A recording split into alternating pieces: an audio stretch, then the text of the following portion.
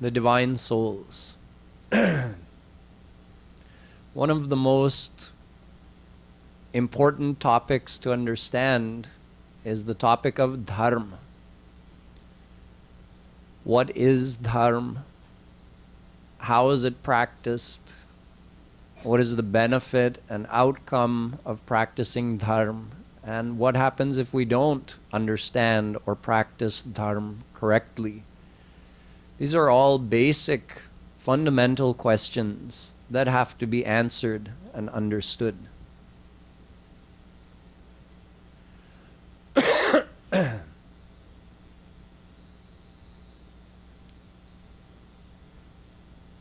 Let's start with something simple. Something we all do. We pronounce the word Dharm. But nowadays, because we often represent Hindi or Sanskrit words in what we would call as English transliteration, and it's difficult to know where to put a vowel, where not to use a vowel. It's hard to represent another language in another language and pronounce it correctly. So because of that, since a lot of people write the word Dharm with an A on the end, people have started pronouncing it as Dharma. But there's no such word as Dharma. It's Dharma. It's a short on the end of the ma. So what is this Dharma? Currently in the world, there are 11 main Dharma being practiced. Vedic Sanatan Dharm, also known as Hindu Dharm nowadays, although the word Hindu is not the original name. It's Sanatan Dharm or Vedic Sanatan Dharm. We also have Sikh Dharm, Jain Dharm, Baudh Dharm, Islam Dharm, Yahudi Dharm, also known as Jewish Dharm, Isai Dharm or Christian Dharm, Shinto Dharm, Confucian Dharm, and Tao or Lao Tzu Dharm. And one final one, which is known as Parsi Dharm or Zoroastrian Dharm. So these are the 11 main forms of Dharm being practiced in the world today. In our Vedic philosophy, all of these philosophies and Dharm which are present on earth, they are all categorized in a couple of different ways. This is just for us to have some basic understanding. So the first way that a Dharm is categorized is as being astic or Gnostic. Now, a lot of times people take these words to mean astic, meaning someone who believes in God, and Gnostic, meaning someone who doesn't believe in God. But actually, that's not what that word or these two words mean in this context. Astic means the one who accepts Ved as the ultimate authority in spiritual and scriptural matters. And Gnostic means the one who doesn't accept Ved, who accepts some other source or some other teaching as the foundation for spiritual knowledge. So out of those 11 forms of Dharm, some would be classified as Astic, some as Gnostic. In fact, even within Hindu Dharm, not all of our scriptures are Astic. They all accept Vedas as the foundation. But in the next categorization, you find some difference. The next way you can categorize a Dharm is as being Ishwarvadi or Anishwarvadi. Ishwarvadi means describing God. God is part of the philosophy. And Anishwarvadi, no description of God. So within the Hindu scriptures, all the scriptures are Astic. They all accept Ved as the foundation. But not all of them are Ishwarvadi. For instance, out of the 6 Darshan Shastras, Purva Mimamsa tells only about doing Vedic good karma to reach Swarg. So the highest goal told in Purva Mimamsa is reaching Swarg. It doesn't tell that in Swarg there's only temporary happiness and the ultimate happiness is God who is beyond that. It doesn't go that far into the philosophy. So it is called Astik Anishwarvadi. It doesn't tell about God. It doesn't mean it's denying God's existence. It just doesn't tell about God. Nyay, Vaisheshik, Sankhya, none of these go into a proper description of God. So they are all Anishwarvadi, even though they are part of our Hindu Sanatan Dharm. Yoga Darshan starts to tell something about God, but it still doesn't give a detailed description, so it can also be called Anishwarvadi. Brahma Sutra, the 6th and most important of the Darshan Shastras, that tells about God. So it is called Astik Ishwarvadi.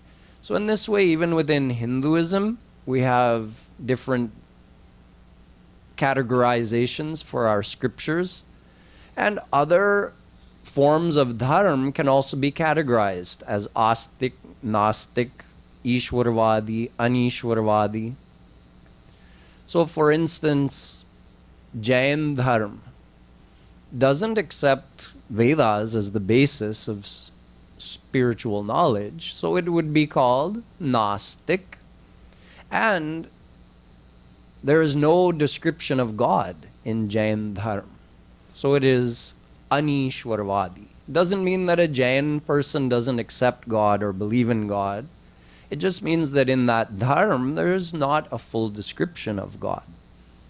Bauddha Dharm also is not based on Vedas. It doesn't accept Vedas as the foundation for its teachings. In fact, many of the things in Bauddha Dharm are opposite to the Vedic philosophy.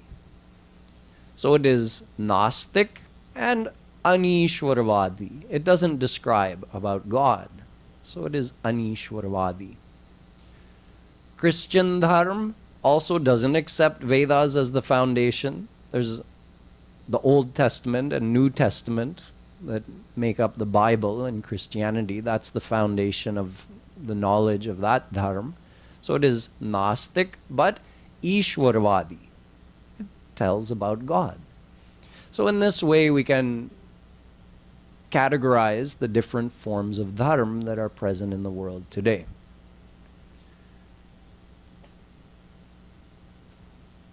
All of these forms of Dharm, however, if we want to make it even more simple, let's just categorize, let's understand that Dharm is always going to be one of 2 types.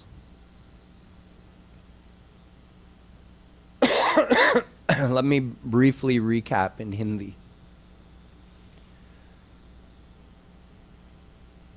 वर्तमान काल में 11 धर्म हैं संसार में. तो उन 11 धर्मों में कुछ आस्तिक हैं, कुछ नास्तिक हैं. आस्तिक का मतलब है जो वेद को मानता है, और नास्तिक का मतलब है जो वेद नहीं मानता. और कुछ ईश्वरवादी हैं, कुछ अनीश्वरवादी हैं. ईश्वरवादी जो भगवान के बारे में बताते हैं, और अनीश्वरवादी धर्म जिसमें भगवान का वर्णन नहीं है. लेकिन उन 11 धर्मों में से हम 2 ही पक्ष बना सकते हैं. There are 2 main categories, 2 final categories of dharma. Why only 2? Many times when Jagadguru Shree Kripalu ji Maharaj described this philosophy, he would bring up an old slogan that was used in India that went like this: Hum do, hamare do. People are chuckling because it was used to teach people. Hum do means we two, husband and wife. We are two, and hamare do means don't have more than 2 kids. Hum do, hamare do. We are 2 and we have 2. So Maharaj says, you want to understand about Dharm? Take this slogan. Hum do kaun? Ek Atma, ek Sharir.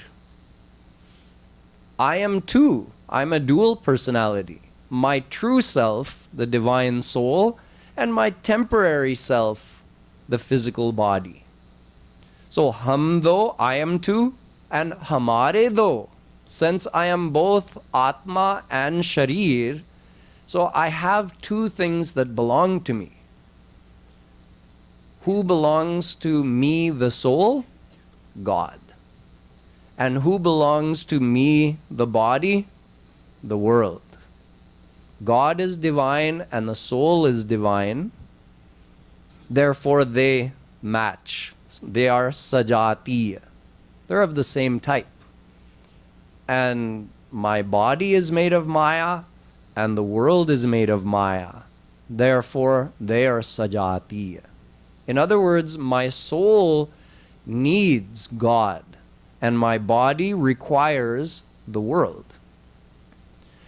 तो आत्मा के लिए परमात्मा और शरीर के लिए संसार, दोनों की आवश्यकता है.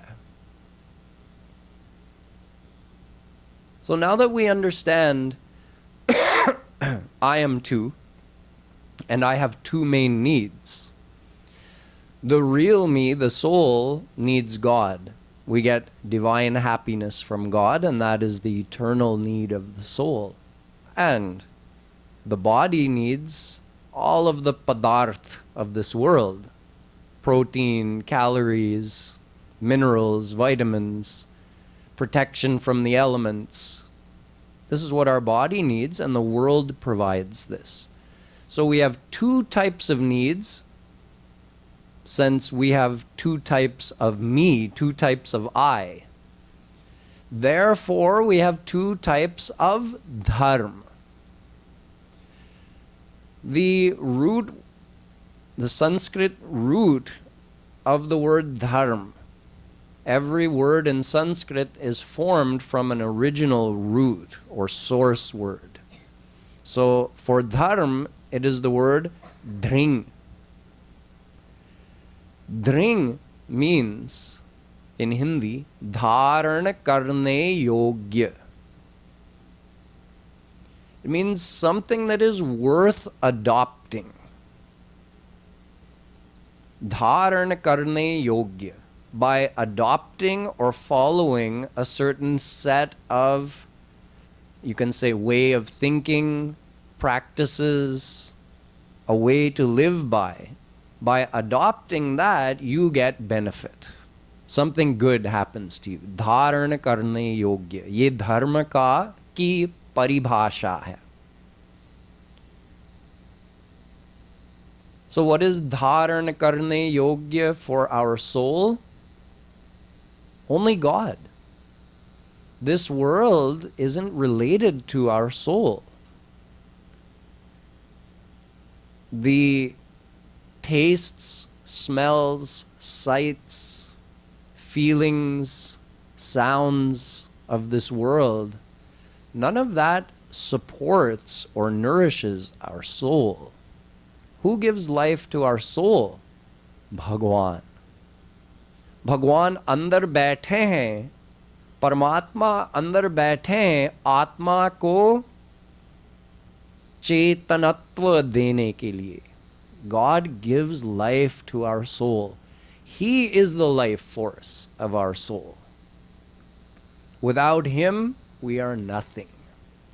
So He gives life to our soul, and He is the Anand.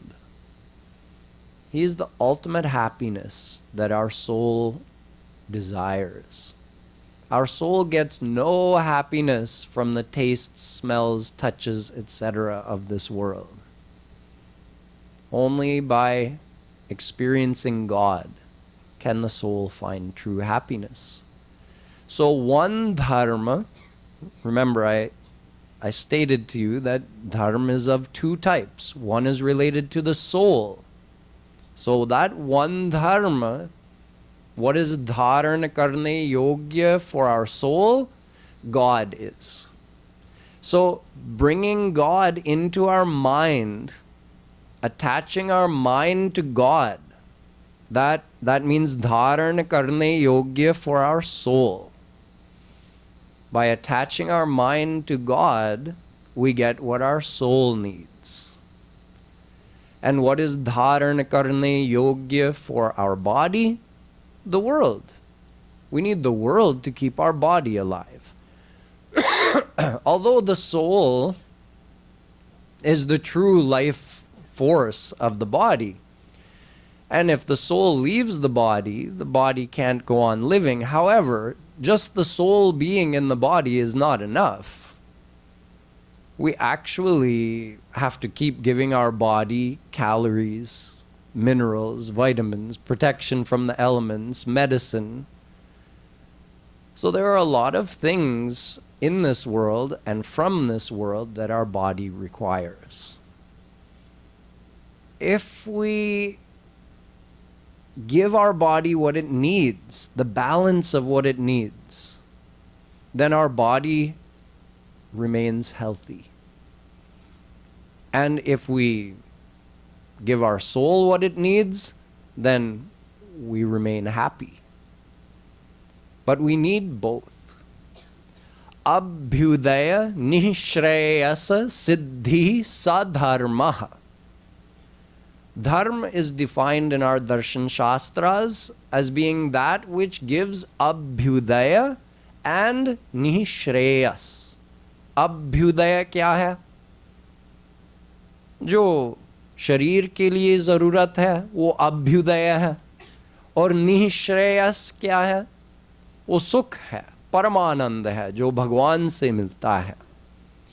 So dharma is defined in our darshan shastras as that which gives you what you need temporarily for your body in this world, and also that which gives you the ultimate happiness. So if if one follows dharma, they will get both. There's two kinds of dharma. One type of dharma will give you prosperity, health, and peace of mind in this world. And one dharma will give you ultimate happiness. One dharma gives you Paramatma or Atma ka milan. So one dharma joins the soul with God, and one dharma gives you what you need temporarily for your physical body in this world. So two kinds of dharma for our two kinds of needs due to our double personality. These two dharma, they have a name. Each has a name. One is called paradharma, the supreme dharma, and one is called aparadharma, preliminary dharma. Aparadharma का मतलब है supreme. परधर्म का मतलब है supreme. अपर का मतलब है जो सुप्रीम नहीं है लेकिन फिर भी उसको करना है. एक आध्यात्मिक धर्म है, एक शारीरिक धर्म है. One spiritual dharma, one physical dharma. One permanent dharma, one temporary dharma.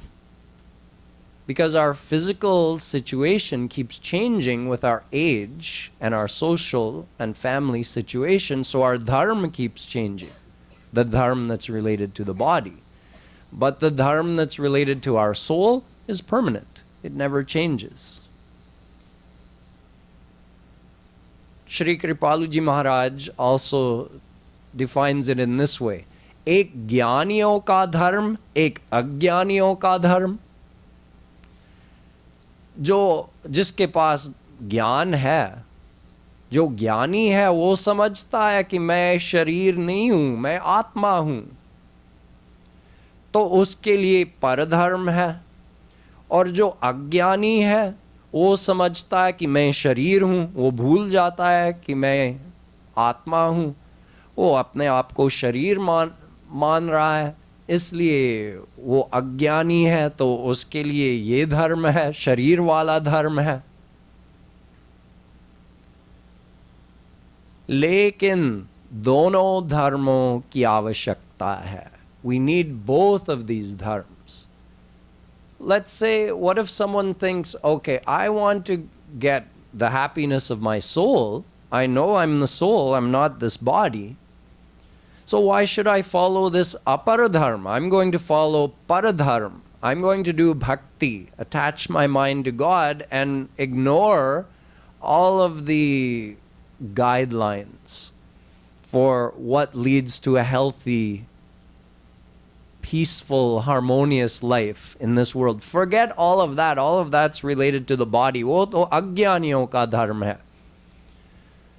I'm going to follow the dharma for jnanis. In other words, just attach my mind to Shri Krishna. That's it. Forget about everything else.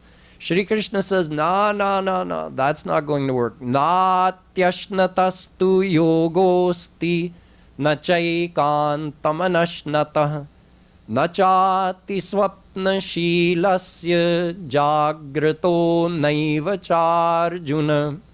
Gita. Arjun, this path to God is not for someone who eats too much or eats too little. It is not for someone who sleeps too much or sleeps too little. Someone who wishes to follow the path to God has to moderate their behavior. They have to find the right healthy balance. So even if someone's only goal in life is to attain God, they still have to, well, as it is put in our scriptures, Sharir madhyam khalu dharma sadhanam. This body is the means of following that paradharma. Even if our body isn't our true self, it is still the means of doing devotion to God. Without a human life form, we can't use our mind to do devotion to God. So we have to support our body properly. We have to take care of it. Tan binu bhajan ved nahi barna. Tulsidas ji also says, without this body, you can't worship God. So we have to have the right balance and perspective. We know that this body is required. It's an important tool for doing devotion. But giving comfort and pleasures to our body is not the aim of life. So you have to have the right perspective. The aim of life is to attain perfect happiness by attaining God. But in order to accomplish that, our body has to be used as a tool. We use our body, how? Well, we sit and we do rup dhyan, we do sadhana. Don't you need energy in your body to do that? If you don't have energy, you'll just sleep. If you're not eating proper food and getting proper rest, you'll have pain in your body, you'll have illness. How will you do sadhana? How will you do rup dhyan of Radha Krishna? You'll be doing dhyan of all of your pains instead. Instead of saying Hare Ram, Hare Krishna, you'll say Hare Dard. So the body is extremely important. It's of utmost importance on the path to God. It has to be kept healthy. And not only the body has to be kept healthy, but our surroundings to the greatest extent we can, to whatever extent we can, have to be kept harmonious. If we're ignoring all of our family duties and things are crumbling around us, that's going to end up being an obstacle on our path of devotion. We only have one mind, and if that mind is constantly distracted by all the disharmony in our family or at work or wherever we are, then when we again sit and try to do sadhana, instead of thinking of Radha Krishna, we'll be thinking about all the disharmony. So we have to keep our body healthy, we have to maintain harmony to the greatest extent we can in our living situation, in life, in work, in family, knowing that these things are not the ultimate aim of life, but they're a part of life. So the aparadharma helps us understand how to balance those things: family, health, work, how to live a good, harmonious, healthy, balanced life in the world. That is what aparadharma is for. And paradharma teaches us how to attach our mind to God so that we can attain ultimate happiness. So this paradharma and aparadharma together makes up Sanatan Dharma. Brahmano hi pratishthaham amritasya vyayasya cha shashvatasya cha dharmasya sukhasya ekantikasya cha. Gita. Shri Krishna says, the Shashvat Dharma, in other words, Sanatan Dharma, is established in me. It is not something that was made up, written through speculation, or developed over time. No. It is Shashvat Dharma. Nishvasitamasya Vedah Vikshitamasya Panchabhutani Smitametasya Characharam Suptam Chasya Mahapralayah. Ved tells that Ved itself, which is the foundation of our Sanatan Dharma, is also eternal. So the knowledge of Vedas is produced by God before He does Srishti, before the universe is produced, before our earth planet is produced. Vedas are remanifested. Kalena nashta pralaye varniyam veda sangita mayadau brahmane prokta dharmo yasyam madatmakah. Bhagavatam. Shri Krishna tells Uddhav that Vedas are produced over and over and over again, and it's the same Vedas. So once Vedas are lost during the Pralay, then before Srishti, I give that knowledge to Brahma. Maya dau brahmane prokta. I give that knowledge in a divine way, like a divine transfer, wireless transfer. I download the knowledge into Brahma's mind.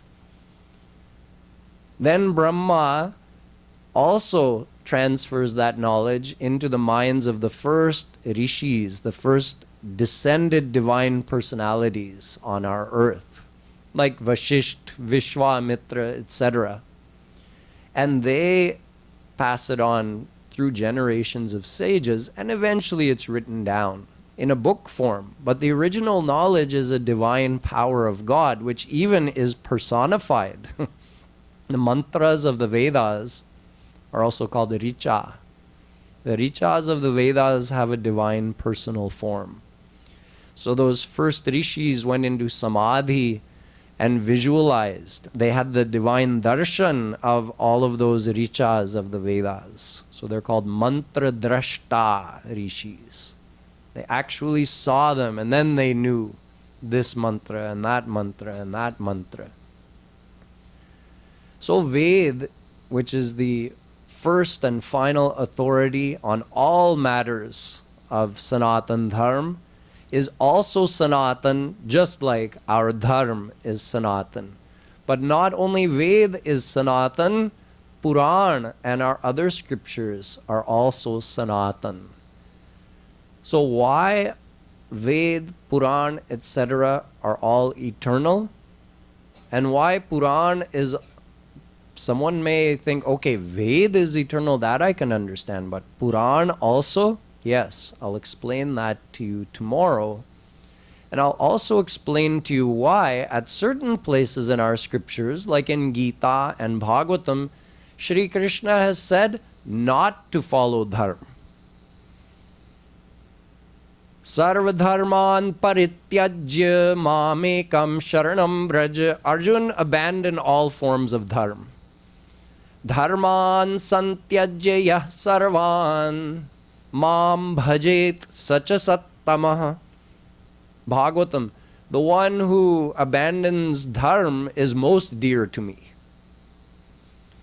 So, on one hand, we're learning that Dharma is required. You have to follow Dharma, and without Dharma, we can't attain anything. We can't attain happiness in this life or ultimate happiness in the divine world. And on the other hand, Shri Krishna is telling us not to follow Dharma. So what is the secret behind this apparent contradiction? I'll explain tomorrow. Boliye Vrindavan Bihari Lal Ki Jai.